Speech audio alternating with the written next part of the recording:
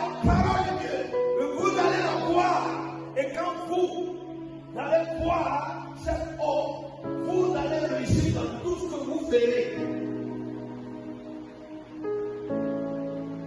Si la parole de Dieu est considérée comme l'eau et comparée à l'eau, ça veut dire que un chrétien ne peut pas passer de la parole de Dieu.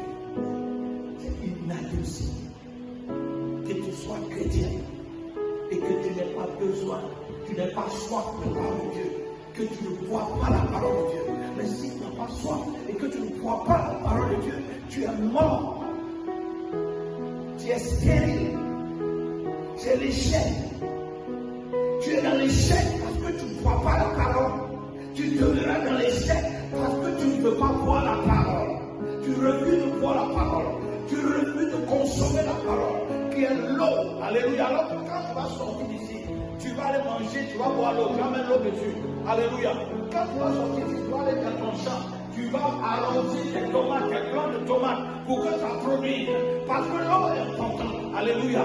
Pour la suivi, la suivi des plantes, pour produire et reproduire. C'est la même chose. La parole de Dieu est importante. Car la vie d'un enfant de Dieu pour produire et reproduire le succès, pour reproduire la réussite, pour reproduire le bagage de succès, pour reproduire la réussite, pour reproduire le bagage, pour produire la prospérité matérielle et financière que nous recherchons chaque jour, frère.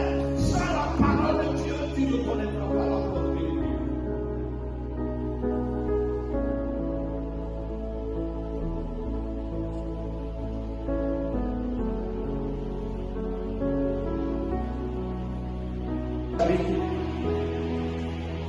Vous les laissez passer.